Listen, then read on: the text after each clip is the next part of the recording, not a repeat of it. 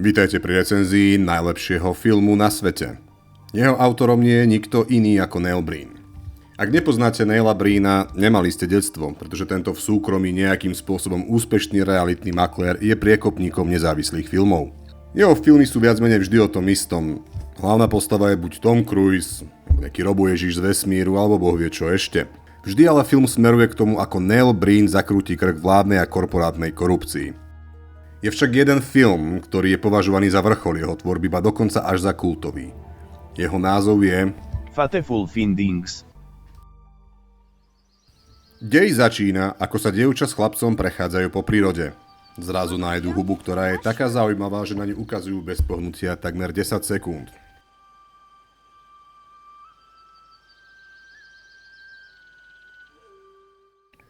Huba sa následne premení a chlapec z nej vyberie jednu čiernu kocku. A dievča má potrebu napísať do stredu svojho prázdneho denníčka: Žiadna sranda netrvá večne a tak sa rodina dievčaťa musí presťahovať kvôli otcovej práci. Deti sa rozlúčia najobmedzenejším pozdravom, aké dokáže ľudské telo vyprodukovať, a dievča odchádza v Lexuse 330, vyrábaný v rokoch 2004 až 2009, aj keď sa scéna odohráva niekedy v 70. rokoch. Aj keď to je tiež ťažké odhadnúť, pretože dievča v dospelosti vyzerá takto. Zatiaľ čo chalan v tom istom čase zase takto.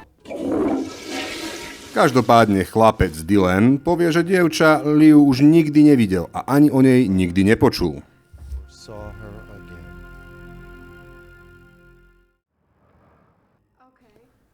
Príbeh sa posunie do prítomnosti. Z malého 10-ročného chlapca menom Dylan sa po 20 rokoch stane vitálny 50-tník, ktorý je počas telefonátu svojej žene prejdený autom. Z posledných síl sa snaží nahmatať čiernu kocku, ktorú od detstva z nejakého dôvodu stále nosí so sebou.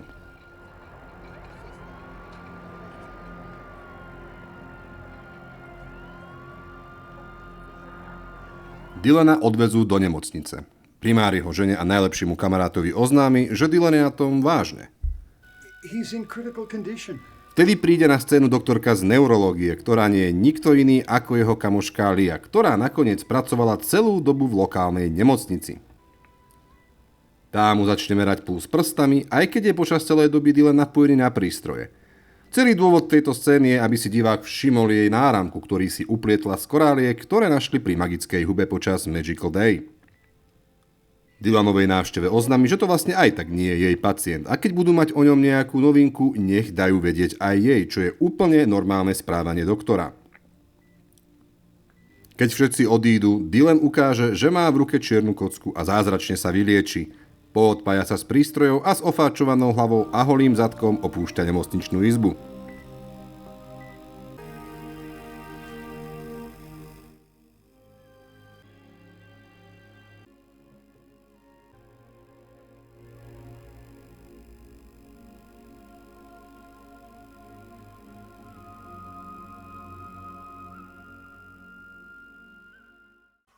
Nepozorovane mestom sa dostane domov a vleze do sprchy. Na to sa zobudí jeho žena, ktorá spí počas bieleho dňa a ide skontrolovať, čo sa deje. Uvidí zakrvaveného Dylana a s výčitkami, prečo nie je v nemocnici, si k nemu logicky vlezie do sprchy. Následne začnú praktizovať niečo, o čom si Neil Breen myslí, že je láska.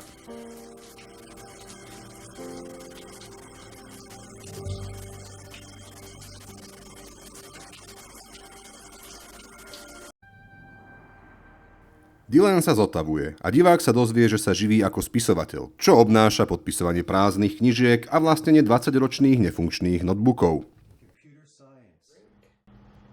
Na scénu sa však dostane aj Dylanov kamoš. Jeho príbeh je temná odbočka v inak komickom diele. Kamoš je alkoholik, ktorý pije preto, lebo to medzi ním a jeho ženou nefunguje. Tá má však na to pragmatické dôvody. I'm very busy. My back is killing me. My office at the bank is having major problems. Príbeh sa vracia k Dylanovi, ktorý zistí, že si dnes ešte nedal lieky. Where are my pills? Pošle po nich svoju ženu, aby si následne uvedomil, že ich už nechce užívať.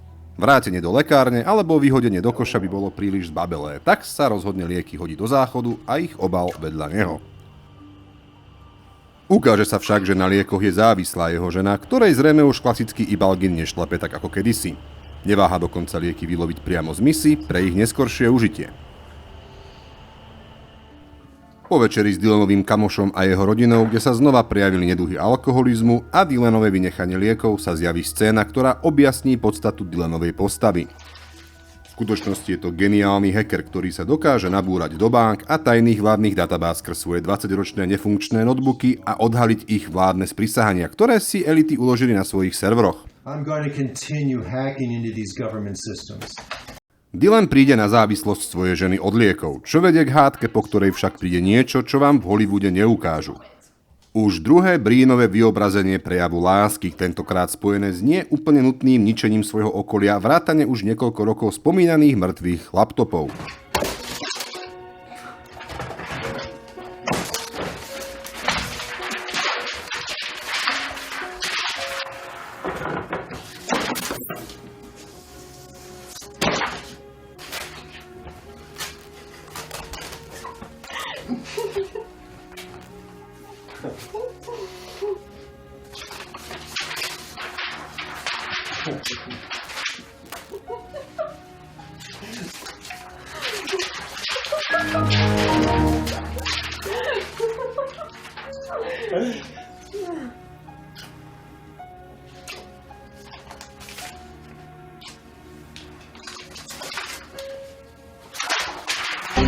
Posun v príbehu nastane, keď Dylan zorganizuje u seba doma garden party.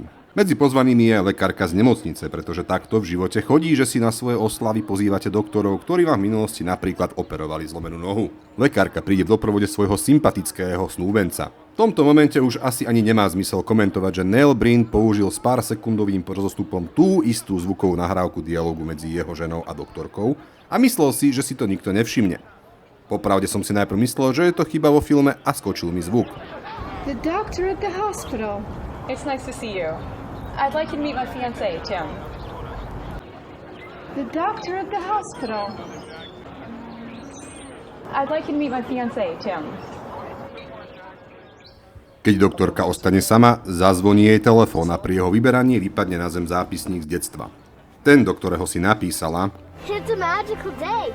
To, že zápisník sa otvorí presne na tej strane, to, že je to obyčajný zošit, ktorý po 20 až 30 rokoch vyzerá absolútne neporušene, to, že zápisník nebol evidentne nikdy použitý predtým ani potom, to sú všetko atribúty neopakovateľnosti génia Neila Breena a jeho zmyslu pre detail.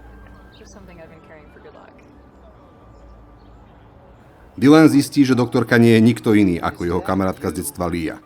Obidvaja sa do seba okamžite zamilujú, čoho si všimne Dylanová žena, zatiaľ čo Lynn, snúbenec vracajúci sa s pohárom na zubné kefky, nič netuší. Na oslave sa už nič podstatné neudeje. Dylanová žena žiadli, Leah sa na ňu znechutene díva, a alkoholik Jim robí alkoholické veci. Nedá mi nespomenúť jeden fakt Breenových filmov. V princípe v každom filme má postava, ktorú hrá Neil Breen, nejakú partnerku. Odborne ich nazývam Breen Girl. V tomto filme to však nie je jedna, ani dve, ale sú to dokonca až 3 osoby ženského pohlavia, ktorým Neil Breen zaplatil dostatočné množstvo peňazí, aby mu boli ochotné prejavovať pred kamerou citovú náklonnosť. Very nice. Práve však táto tretia je veľmi zvláštna, pretože aj keď sa nikde nespomína jej vek, tak má byť podľa všetkého ešte tínedžerka, aj keď jej mama vyzerá takto. Ale najmä to, že sa v dvojdenných plavkách kúpe v Dylanovom dome, ktorý pracuje vo svojej pracovni a je teda dávno po párty, môže pre diváka pôsobiť trochu vyrušujúco. Celá scéna našťastie dopadne dobre a Dylan po pár ťukoch do svojho mŕtvého laptopu dohovorí mladej citeľke, aby to už nikdy nerobila. Please stop. You can't do this. Situáciu však Dylan nabonzuje svojej žene a táto zas nabonzuje Elinej mame, ktorá sa skrz to znova poháda so svojím mužom.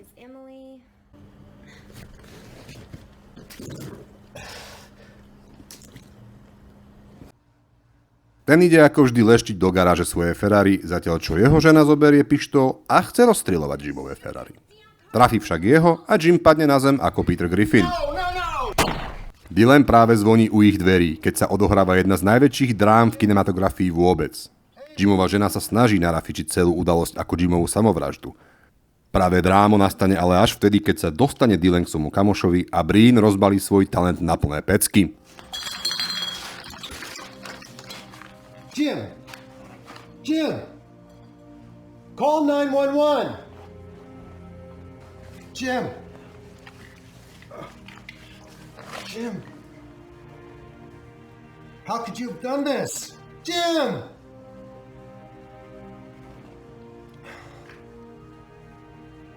I can't believe you committed suicide. I cannot believe you committed suicide. How could you have done this? How could you have committed suicide? I can't help you out of this one, Jim. With all we've been through, I can't pull you out of this one.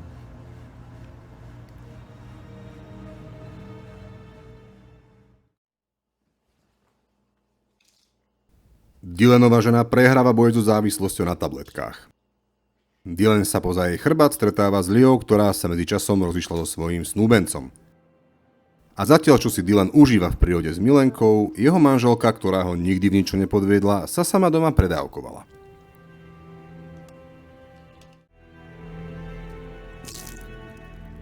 Keď však na to Dylan doma príde, zareaguje veľmi svojsky.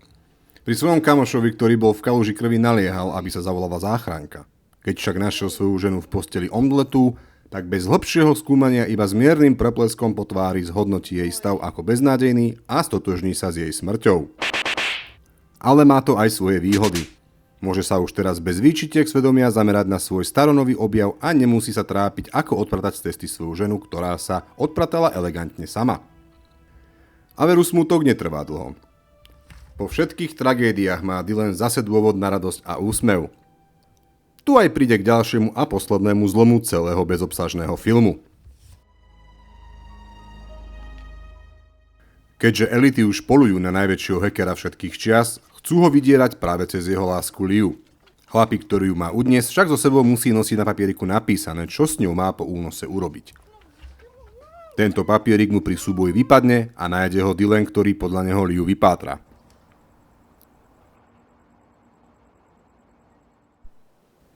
Nájde únoscu, ktorý však nemá kľúče od maringotky, kde sa Lia nachádza, a tak, kde sa vzali, tu sa vzali, na scéne sa objavili Dylanové nadprirodzené schopnosti.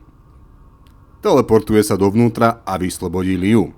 Následne jej povie, že jej musí znova zakryť oči, lebo proste nesmie vidieť jeho bohovské kúzelné triky.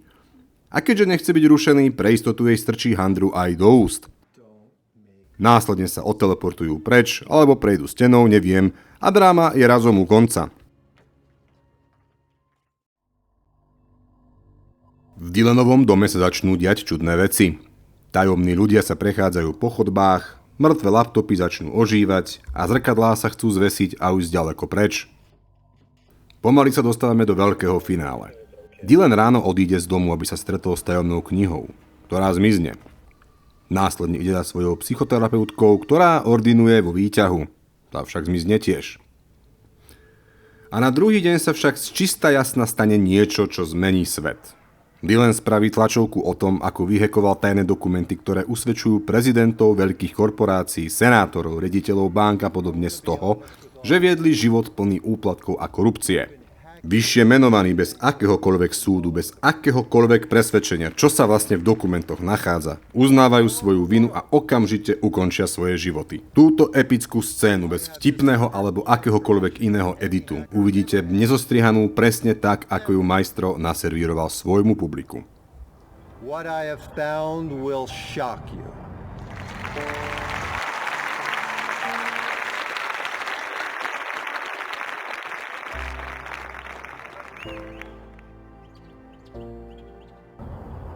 Here are the files and supporting documents and supporting truths, the factual documents. I'm releasing these files to the public today. Money, payoffs, and greed were always the priority of my company, like many companies. I'm afraid of going to prison. They now know my crimes.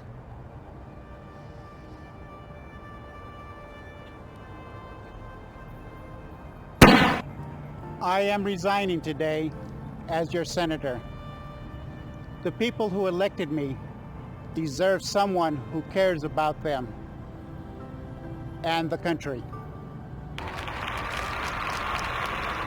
Many of my other fellow incompetent senators must resign now also.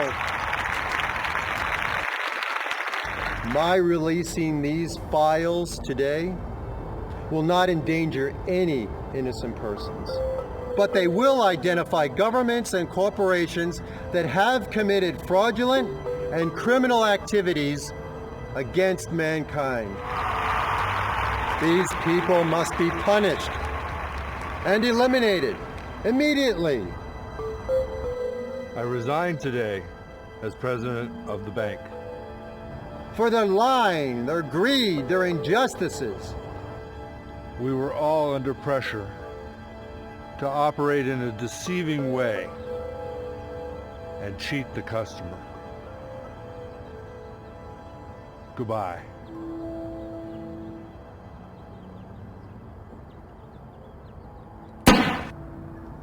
Today, I am submitting my resignation as Congresswoman.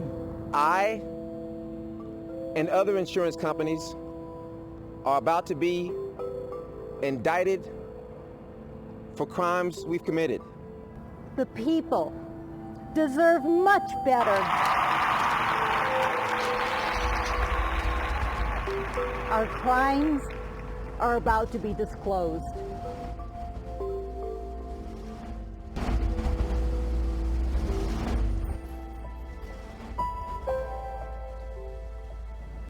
Lying, cheating of our customers, fraud.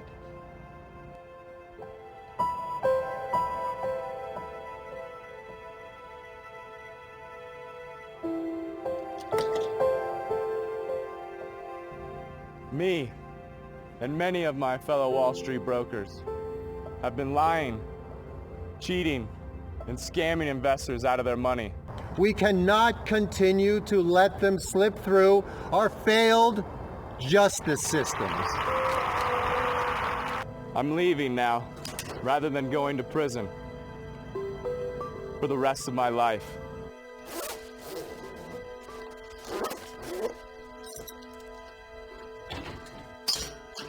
These files will prove to all of you,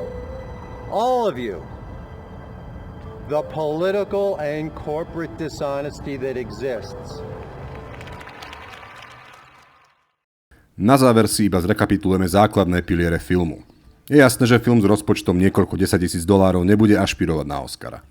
Ale aj malé deti s priemerným mobilom a nejakým základným Windows Movie editorom by vedeli natočiť film bez toľkých nezmyselných chýb a blbostí, ktoré tu sú na každom kroku a ktoré som ani zďaleka nepokryl všetky. Ak by sme ale mali zhodnotiť 3 základné kategórie, zvukový doprovod, vizuál a príbeh a jeho spracovanie, hodnotím takto. Zvuku dávam krásny 1 bod z 10. Ten bod si zaslúži zvuk za to, že tu vôbec nejaký je. Toľko šušťania a tak výrazné stopy zapínania mikrofónu a jeho následné vypínanie počas dlhšej scény je proste niečo, čomu sa dá predísť aj s lacnejším vybavením a jednoduchším audioprogramom. Po vizuálnej stránke nie je filmu veľmi čo vytknúť, pretože žiaden vizuál tu takmer nie je. Za jediný klad v rámci vizuálu sa dá považovať relatívne vysoké rozlíšenie filmu a to, že je po celý čas vo farbe. Všetko ostatné, ako sú efekty, uhlíkamier, neskutočne nemotorný strih, je niečo, čo je príliš aj na film nezávislého charakteru. Preto aj za vizuál dávam 1 bod z 10. No a príbeh a jeho spracovanie hodnotím bodmi 2. Dôvod je ten, že príbeh nech sa akokoľvek môže zdať nezmyselný, by sa pri dobrom režisérovi dal spracovať do niečoho pozerateľného. Síce by išlo o veľké klišé, ale som si istý, že na svete sú filmy, kde nejaký spisovateľ, doktor alebo učiteľ vo svojom voľnom čase odhaluje tajné dokumenty rôznych politicky exponovaných osôb alebo veľkých firiem, ktoré následne idú takémuto človeku po krku.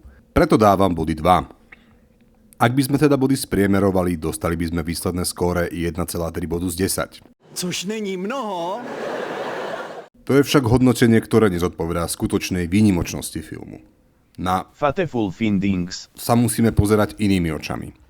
Naivnými, nešikovnými, ale detsky úprimnými. Očami Neila Breena. Tam, kde iných dvíhali zo stoličiek nezmyselné scény, kde napríklad Dylan prešiel zamknutou maringotkou, tam Neil Breen videl príležitosť, aby si divák vysvetlil scénu po svojom a dodal tým tak tajúplný rozmer svojmu filmu. Pokiaľ sa viete dostať k tejto snímke a pokiaľ máte kamaráta, ktorého vám nebude ľúto, až o neho prídete, keď si s ním tento film pozriete, choďte do toho. Stojí to naozaj za to. A nemusíte sa bať, že ste vďaka tomuto videu už videli všetko. Naopak, kvantum vecí som nepokryl, pretože v tomto filme nie je snáď jedinej minúty, ktorá by sa nevymykala zdravému rozumu. Ešte aj v záverečných titulkách sú uvedené rôzne firmy, ktoré sa starali o produkciu filmu, iba aby ste sa v zápäti dozvedeli, že každá firma, ktorá má vo svojom mene písmeno N a B, sú vymyslené a ich prácu v realite vykonával priamo Neil Breen. A tak je to počas celého filmu, kde nič nedáva zmysel a každá odpoveď otvára nové otázky. A preto je Neil Breen patrónom nezávislých filmov. Je v tom neopakovateľný, nezameniteľný a nenapodobiteľný. Je to Neil Breen.